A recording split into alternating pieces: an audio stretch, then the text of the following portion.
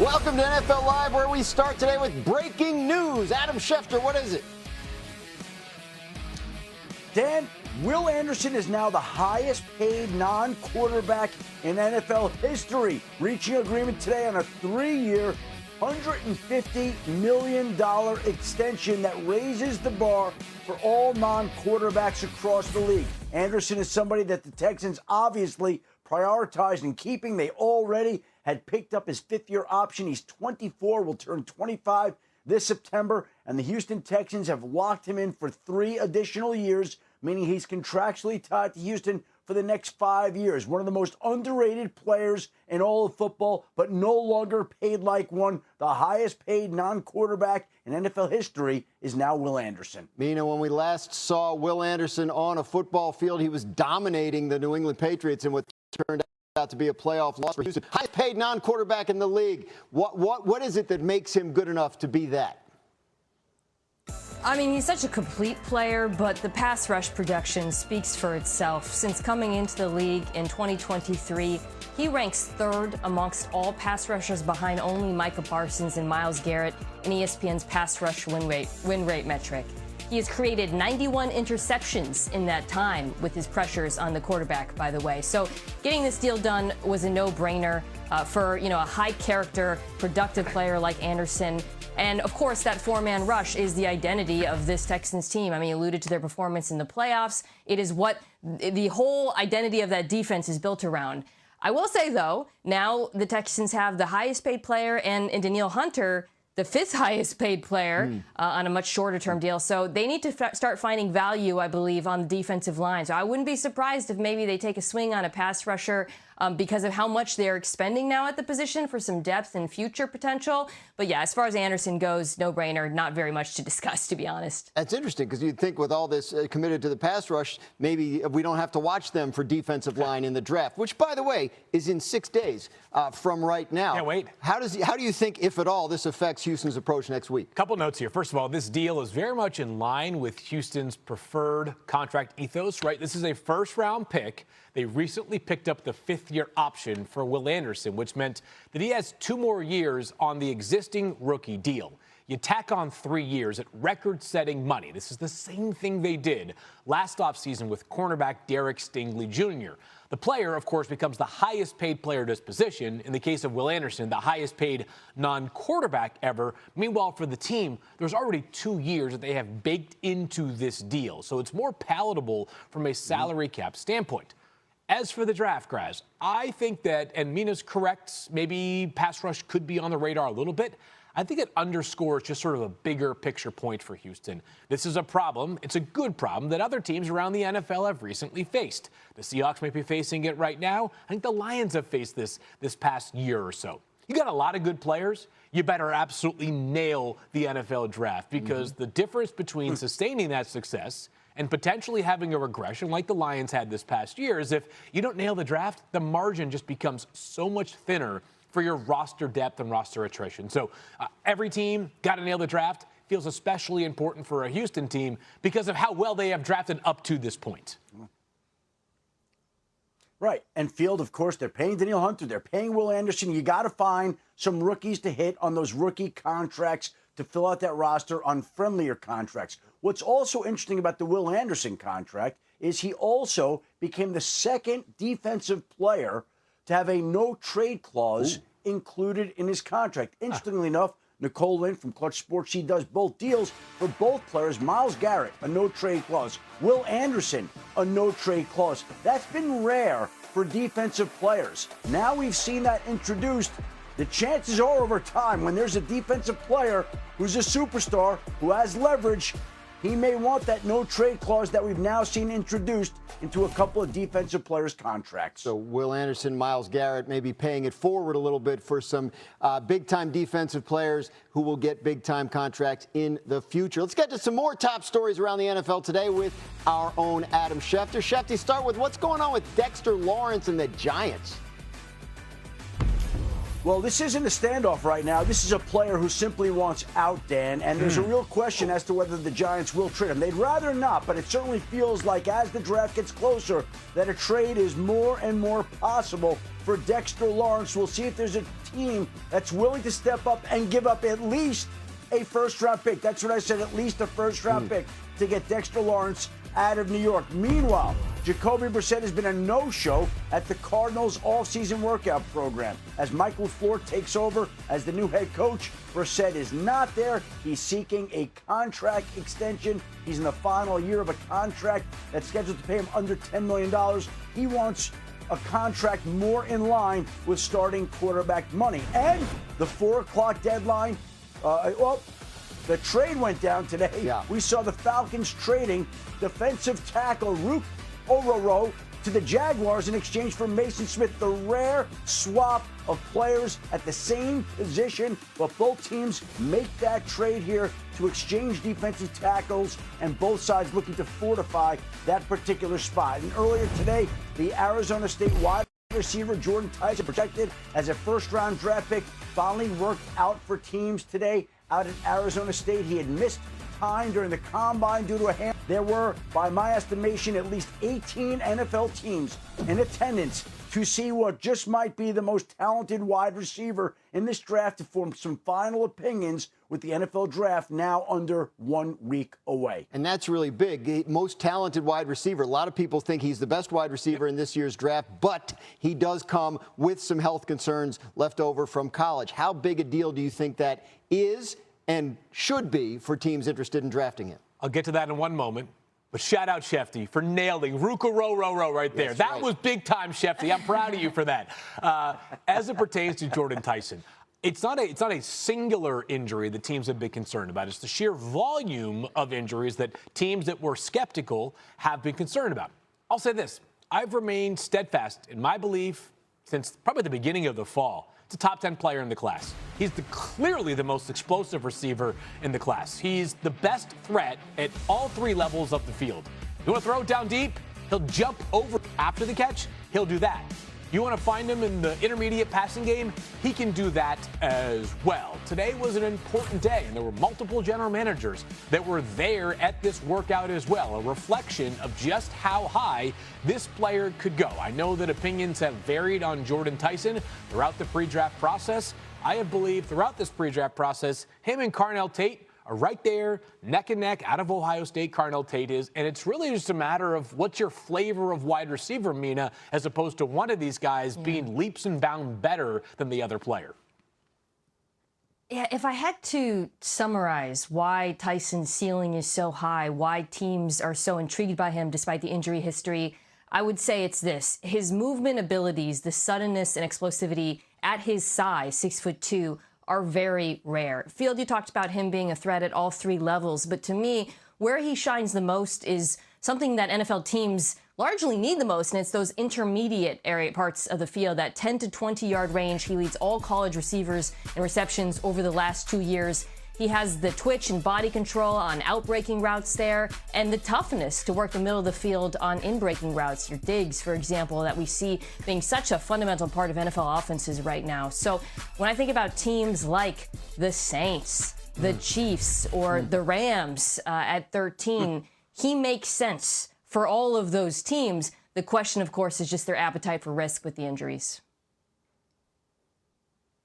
And you bring up the injuries, Mina, and there are teams that have said that if Jordyn Tyson did not have the injury history that he did, on talent alone, on physical stature alone, you would be looking at a top 5 pick in this draft. But because of some of the injuries that he's had to his knee, his hamstring, his shoulder, whatever it may be, that obviously raised the questions that have come up here in the pre-draft process, causing teams to take a long, hard look at Jordyn Tyson, for all those teams to be in attendance today, and for all of them to have to make a decision on a player who does have top 5 ability. Getting close to decision time on Jordyn Tyson and all these guys, as I mentioned, 6 days away from the NFL draft. As for today, we are just getting started on NFL Live with Adam Schefter. Adam, we had some news this week regarding the Jets and prospect David Bailey. What can you tell us there? Dan, they canceled a visit with the player that some have projected to go number 2, feeling that they had enough information on him already. Now, there are a couple of ways to look at that. You could say, well, they have enough information. They are very comfortable moving ahead and drafting him, or they know they're moving ahead in a different direction, which many presume would be Arvell Reese, and there's no need to make David Bailey take an extra trip to New York. Nevertheless, whichever one was the reason that they decided to cancel the visit, there was no longer an added visit between the two sides. Bailey did not make the trip to New York, and the Jets are now slated to pick number 2 Thursday night. This is the time of year where we're looking for any kind of clue we can possibly get. Yeah. Right? We know who's going number 1. Now we need to know who's going number 2. What do you make of this bit of news? Is it any indication of anything the Jets might be thinking? Thanks. Who knows, Grass? Yeah, I would say this. My belief for the past few months has been that I lean towards, my lean for the past few months, I should say, has been David Bailey over Arvell Reese at pick number 2 for the New York Jets. I've also had those players ranked right next to each other throughout the pre-draft process. Comes down to the question that the Jets have to ask themselves. If they're trying to line up and win a game tomorrow and add a pass rusher that is going to be an effective pass rusher at the NFL level, David Bailey is the pick, right? He fits schematically what they want to do, even with some of the players they have added this offseason to pass rush. If they're looking for the guy who has a higher chance to be an entire shapeshifter for your defense, that just may not happen. Passer 97 times last year. That's an incredibly low number to be banking on a player at the number 2 overall pick as a pass rusher. Am I ruling it out? By no means. But if you're looking for the guy who I think has a comparable but lower ceiling, but to me a higher floor, I think it's David Bailey. So we think the Jets at number 2 looking defense, somebody who can rush the passer, whether it's a ready-made or a speculative play there. Mina, the Jets also pick at number 16 in the first round of this year's draft. So what other areas of their team should they be looking to build up? Yeah, it would be shocking if they don't go edge at 2, and I would also be shocked if they don't go receiver at 16. Mm-hmm. That seems to be the most common pick for New York for a reason. They'll have, I think, an interesting selection of players. If I'm a Jets fan, or if I'm the Jets organization, my hope is that the USC wide receiver, Mekhi Lemon, is there. And Garrett Wilson, who can work all 3 levels of the field, contested catch ability. And there's an opportunity, I think, for a secondary wide receiver who can play inside, outside, work the slot, get you yards after the catch. Did it sound like I'm describing Mekhi Lemon? Because I am. I just think it's a perfect complement to Garrett Wilson's skill set, and you would be setting the table for the quarterback you're drafting next year, walking into an improved situation in New York.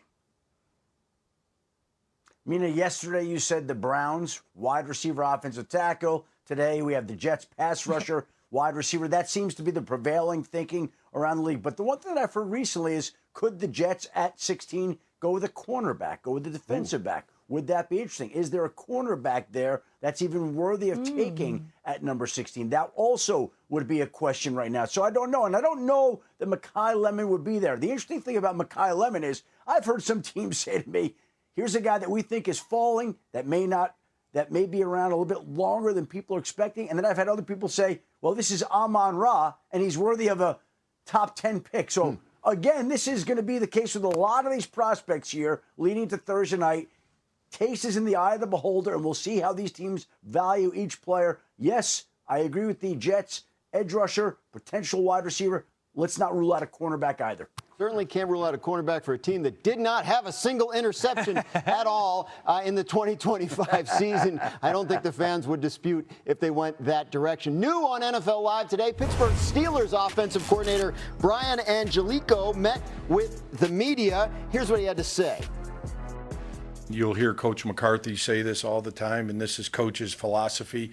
Everything goes through the quarterback, and like it will here, and like it has through Coach McCarthy's entire time of coaching. And that's really all that it is. And you try to get concepts that they're comfortable with. And that's, Coach McCarthy will say it. If the quarterback's not comfortable with something, then we're not going to do it. That's a great plan. As our Steelers reporter, Brooke Pryor, joins us now. My question to you, Brooke, is who's the quarterback? Isn't that everyone's question? They would like it to be Aaron Rodgers, right? That's kind of been the prevailing thought, that he is going to end up being the quarterback. But right now, he's still a free agent. And their plan B appears to be Will Howard. And I go back to something that Cam Hayward said earlier today on the Rich Eisen show, where he said, look, everybody wants Aaron back. But if we go in a direction where it's Will, we feel pretty confident. Will Howard has drawn raves from Mike McCarthy, from Brian Angelico earlier today. And I also think about what Mike McCarthy said to us at the NFL annual meetings, where he said, look, if he was drafting the year that Will Howard came out last year, Will Howard would not have been around in the 6th round. He said when he watched the college football playoff on his television set, that he just jumped off the screen. So maybe that's because he needs to adjust the dial on that television set. But they do really like Will Howard. They've brought in a number of mid-round quarterbacks to visit in Pittsburgh, but Will Howard seems to be their best option as a plan B. It's interesting when you mention the idea of Will Howard, who admittedly under a different coaching staff lasted until the 6th round, reminds me a little bit of the first year after Tom Brady in New England, where for the first 3 or 4 months of the offseason, it was Jared Stidham's going to be the guy, have a lot of confidence in him. And then sometime in June, Shefty and the late, great Chris Mortensen broke the news that Cam Newton was signing a 1-year contract with the Patriots. Actions, of course, speak louder than words. I still think this team, if Aaron Rodgers is unsigned by 6 days from right now, has to be thinking long and hard about at least a mid-round quarterback option. I still think Carson Beck and Garrett Nussmeier are the most likely players to go on day 2 of the quarterbacks. I'm in the camp that Ty Simpson finds his way into day 1. I just would have a hard time going into even rookie minicamp with Will Howard as my presumptive starter for a team that has no interest in bottoming out, right? Pittsburgh wants to stay on the treadmill. They like to get to a couple levels higher than where they have been recently. But this team is, as you know better than anybody, Brooke, they don't want to go 4-13 to get their quarterback of the future next year. They want to find a way to stay afloat. But, Brooke, you mentioned they have had some guys in to visit that they might be able to look at in those middle rounds, maybe add to the mix in case Aaron Rodgers decides to what? Hang him up, I guess, and not rejoin the Steelers. We, of course, as has become off-season tradition, await news on Aaron Rodgers. Still to come today on NFL Live. Ohio State linebacker Sonny Styles sure to be a top pick in next week's real draft, as he was in Mel Kiper's most recent mock draft. This one has, Mel has the Cowboys trading up to get Sonny Styles. Cowboys sending picks 12 and 20 in the first round to the Browns in exchange for picks 6 and 39, which is an early second-round pick.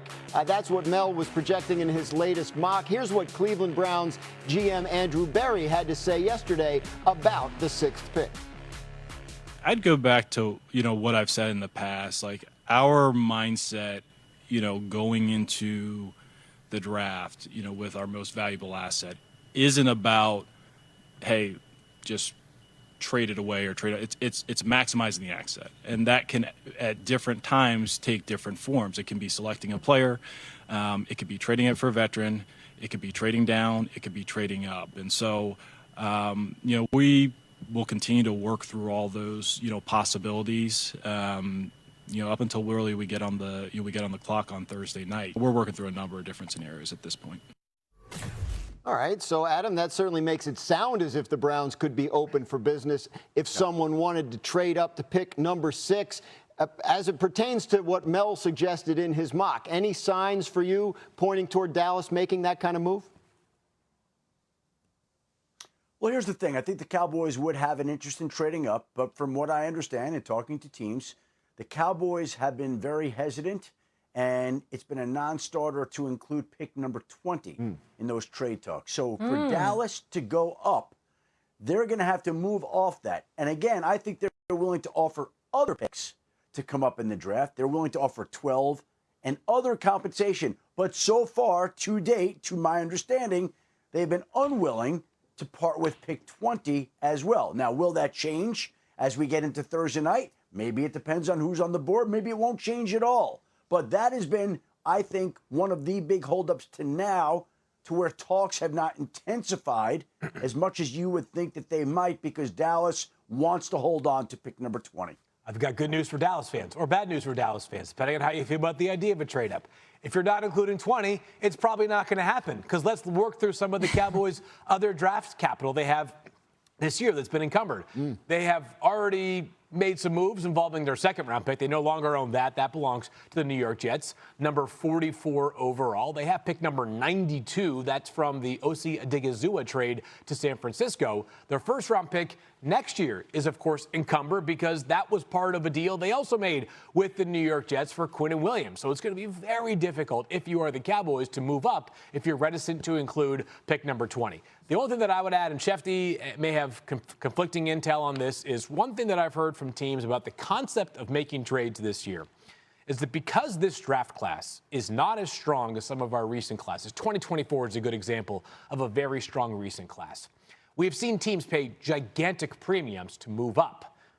I don't know that we're going to see teams reasonably asking for that same level of premium in this year's draft. I'm not saying that the Cowboys are guaranteed to get a deal done by not including 20, but I have heard teams saying to themselves, don't let very good be the enemy of perfect as it pertains to a negotiation. Adam, you look like you had something to say. The way that I've talked about it with some teams is it almost feels like picks this year could be on sale to a certain extent. 20 off. Now, that doesn't mean that trades are going to get done, but I don't know that teams are going to wind up paying the same prices they have in other years to move up. We're used to seeing some hauls for draft picks. Maybe it won't be the same price this year for a team to move up in the first round of Thursday night's draft to get the player they want. Again, we've seen 5 draft day trades in each of the past 2 years. It doesn't sound like we'll get that going in, despite what Brett Veach, the Chiefs general manager, thinks. But maybe these picks are discounted enough on Thursday night that there's a little bit more wheeling and dealing than some people think. That's why it's interesting, Mina, in Mel's proposed trade, he had Dallas getting back a high second rounder, which is big. Because if they trade 12 and 20 to move up for Sonny Styles, they don't pick again till the 90s, till the third round on Friday night. Conceptually, the idea of Dallas making a big move like that to get into that mix for a player like Sonny Styles, do you like it? I mean, I have to laugh a little bit because before the Combine, Field and I were talking about Dallas getting Sonny Styles staying put at 12. And I was like, that is a perfect fit. It's exactly what they need. And then the Combine happened, and now it feels absolutely impossible. I would not hate it if I'm a Cowboys fan, but only depending on how they feel the draft is going to shake out, which is to say, if they feel they can sit at 12 and still get Reuben Bain Jr., seems unlikely, but I'm just going to throw that out there, Caleb Downs, or one of the top 2 cornerbacks, I might consider staying put. I think one of the challenges, though, for Dallas is picking behind Cincinnati. They have such similar needs. It does feel like the Bengals are likely to snap the last remaining blue-chip defensive player before the Cowboys have a chance. And they also have a win-now timeline with Dak Prescott and that offense. So I do think there's a little bit of, shall we call it, timeline asymmetry where Dallas does need to win now, whereas a team like Cleveland is desperate to just play for the future, and that might work to their advantage. The player, of course, it really is a perfect fit for exactly what they need and the biggest hole on their defense, in my mind, which is off-ball linebacker. Another team picking ahead of Dallas that could be looking for one of those players and is in Dallas's own division is the Washington Commanders. Coming off of a down year, Jayden Daniels had kind of a sophomore slump after his monster rookie season. Some of it was injury-related, but after he was in the top 6 in total QBR and completion percentage as a rookie in 2024, he was below the league average in most major stats last year. Washington stumbled to a 5-12 record. They're picking 7th. Here's what their GM, Adam Peters, had to say about that. The circumstances to get this pick, you never want to be in, and obviously that's that sucked. But it's a great opportunity for us. It really is. It's a great opportunity to get better and to get impactful players. So it is a big pick, but I think all of our picks are big. And every single round you can hit a home run, and so this one I think the chances are a little bit greater. So, Field, how do the Commanders hit a home run with pick 7? Guys, I don't think any team picking the top 10, I mean this, is better positioned than the Washington Commanders with players that I believe will be there that also fit their needs. There are 4 guys that I think will be great fits for them, but 2 in particular I think have a chance to be there. I think one of them is a lock to be there. Let's talk Jeremiah Love and Carnell Tate. I think this is the floor for Notre Dame running back Jeremiah Love, the number 2 player on my board. And Washington, unlike some of the teams ahead of them in the order, I think could justify taking a running back this high His team was playing in the NFC Championship game 2 years ago, and they have a prodigy quarterback in Jordyn Daniels. Carnell Tate, meanwhile, look at their wide receiver depth chart. Yeah. It's Terry McLaurin and then a bunch of gigantic question marks. Tate, just a refined, ready-made, to me, sort of ideal number 2 wide receiver in an NFL offense. One of those two guys, I am almost positive, will be available for the Commanders. If not, it means a defensive stud is falling into their laps, Mina. And I would be happy with both, which echoes what Field says about them being in a good position. You know, I've been critical of certain teams taking Jeremiah Love. Washington, however, I think the offensive line is in good shape, young too at certain spots and improving. The only objection I really would have would be is if one of those top 3 pass rushers were there, because it is such a glaring need. And we just talked about how much pass rushers get paid at the beginning of this show. And then that wide receiver depth is concerning to me. I mean, if Terry McLaurin misses any time, you're looking at Luke McCaffrey, Treylon Burks, Diami Brown. You know, it's an issue for them. And Tate would be such a good fit in my mind with Terry McLaurin as the X and him as the Z. The explosive receiving option for Jordyn Daniels is tantalizing. So, you know, really good options, but I don't think I would criticize. I think they would both be phenomenal choices for them. Important pick for the Commanders, who have only 2 picks in the top 140 this year. Wow. That is the fewest, yes, of any team. Coming up on NFL Live, the projected Fernando Mendoza's last 14 months didn't just defy expectations, it rewrote them. Mendoza delivered a year of unforgettable comebacks and signature moments in a run that brought Indiana its first ever Heisman Trophy and national championship. Jen Latta sat down with the Hoosier signal caller to reflect on his past year.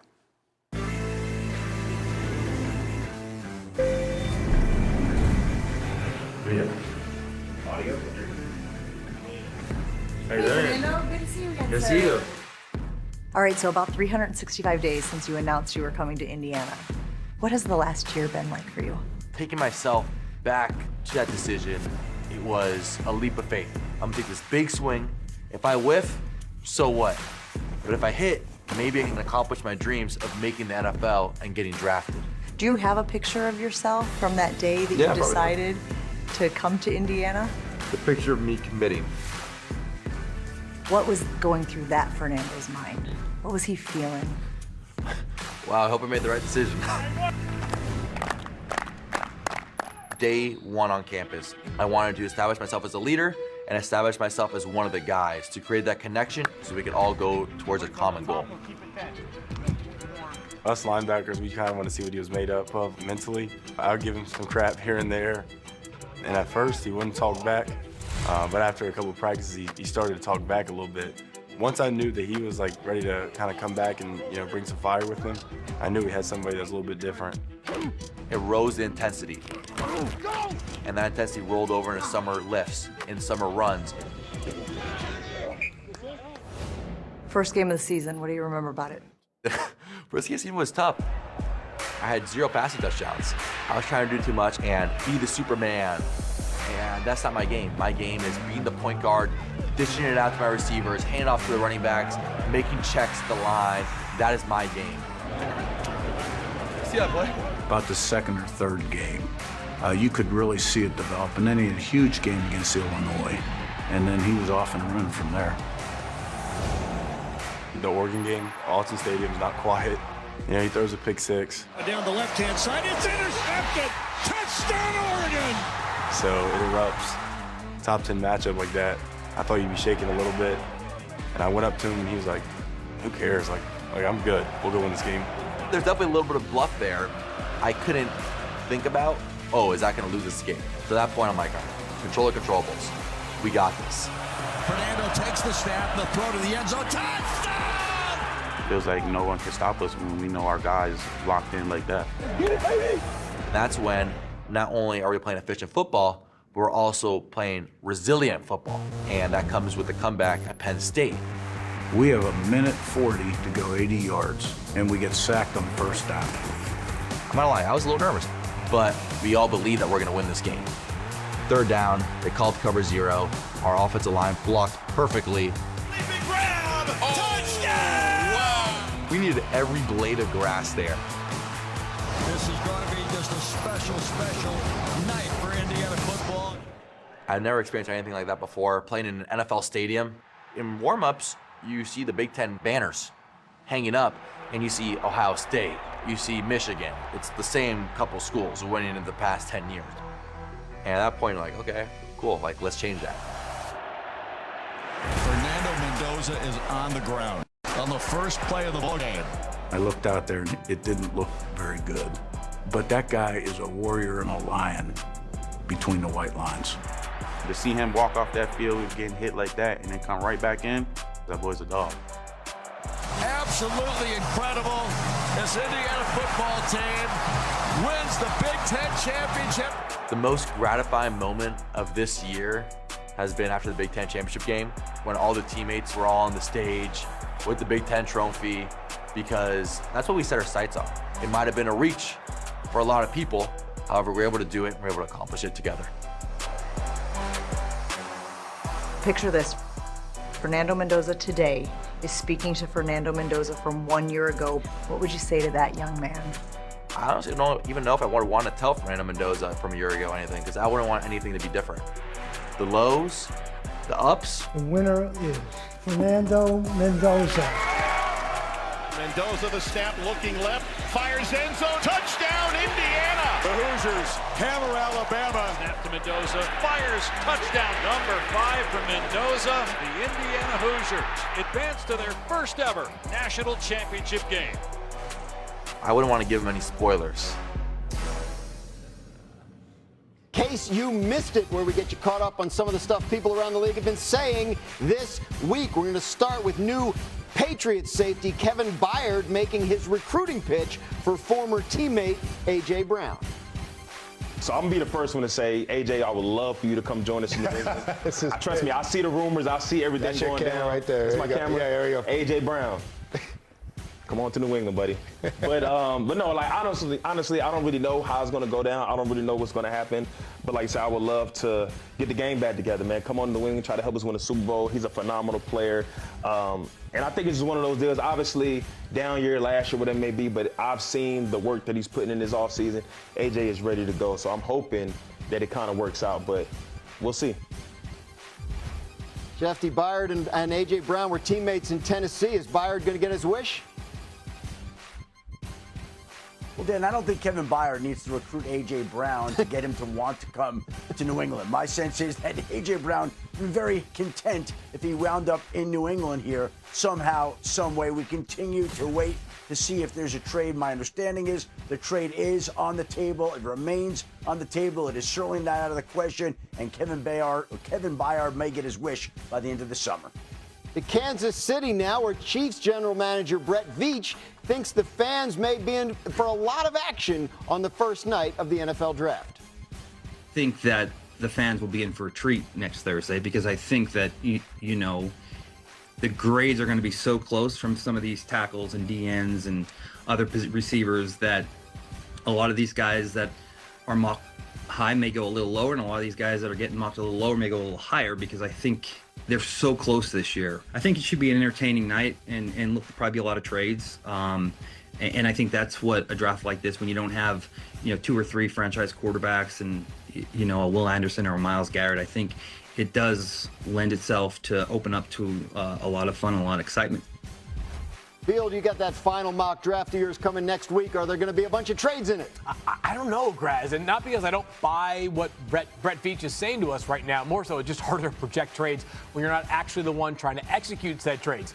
I do believe there will be one trade, though. It'll involve a team moving up into the first round to select Alabama quarterback Ty Simpson. In case you missed it, pretty much everybody has expected that to be Arizona, so there's a chance my trade will involve the Arizona Cardinals as well. Keep an eye out for that. We go to South Bend, Indiana now, where running back Jordyn Price recently spoke about himself and Notre Dame teammate Jeremiah Love possibly being the top 2 running backs entering the draft. Mina, we've heard a lot about Jeremiah Love. Is his teammate Jordyn Price also worthy of a first-round pick? Jordyn Price is my RB2 in this class. The word I use to describe him is explosive, one cut, and he's gone. If you give him a runway, it is like watching a jet plane take off. That said, when we talk about taking backs in the first round, for me, it also is about opportunity cost. And if I look at a team like Seattle at the end, Cornerback, I think, might be more important. Houston is another team that needs a running back, but they also need interior offensive line. So as far as where Price will end up going, a lot of it has to do with which teams need other positions and whether or not they need those positions more. What do you think, Field? Do you see him going round one? I have a round 2 grade on Jordyn Price, an early round 2 grade. But I think for me, in order to justify a running back going in the first round, and we're talking about one that's going to go potentially in the first 7 picks in Jeremiah Love, you need to be a true dual threat running back. You need to have, to me, a proven resume that you can really impact the passing game as well. Jeremiah Love is by far the best pass. Have Jeremiah Love. Right. How much do you really have to bother throwing it to the football to the backup running back on your roster? That being said, my projection for Jordyn Price is not some game-changing running back. So could I see him sneaking into the back of round 1? Only because Seattle really looms large at 32. I think based off value, though, I'd be much more comfortable with him going somewhere in round 2. What about you, Adam? What are you hearing on the Notre Dame backs? There are some people that really like him. They feel like he's the best running back in the class. Now, Jeremiah Love is the best offensive weapon in this class, but I've had a couple of coaches tell me that they think Jordyn Price is the best running back in this class. And it doesn't mean that he will go in the first round. I think we could start to hear his name called right around Seattle's turn at 32 if the Seahawks decided to go in that direction. But that would be the range that I would start looking for him in. At that point in time, there are some people that like him. Obviously, didn't catch a lot of passes. But Notre Dame's attack seemed to shift when they had one of those backs in the game, whether it was Price or whether it was in Love. And so I think there's some teams that have some questions about what it would be like if Price played in the same type of attack that Love did, and Love played in the same type of attack that Price did. But there are some people that truly, really like Jordyn Price in this draft. Yeah, there's a little bit of speculation involved. Field, I think, made a great point. Yes, he didn't catch a lot of passes, but he was playing with Jeremiah Love, so he wasn't asked to catch a lot of passes. He does have, in my mind, the athletic tools that suggest he is capable of more, capable of greater workload. I do think also the reason why I would be comfortable with him going not first round, but second is I do have a drop-off to the next tier of backs. There's guys I really like. Jonah Coleman from Washington, for example, is a great power running back, but he doesn't give you the explosivity that Jordyn Price does. So there is a big delta for me between those two backs that would justify a team taking him in the second round. First round, I just have trouble getting to. Yeah, last year we heard about how deep the running back class was in the draft. Maybe not quite the same kind of situation for the backs this year. We have time for one more thing before we go, and it is a big, special shout-out to Mina Kimes, who will be on Celebrity Jeopardy All-Stars tonight at 8 Eastern on ABC. Mina, let's bring this thing home. How you feeling about it? I was on before, and I was too conservative in my first Jeopardy run, so you'll have to tune in tonight to see. I'm the person who's always, you guys know, criticizing for coaches for not being more aggressive. Let's see if I follow my own advice. You can watch on ABC. We'll see. We'll have the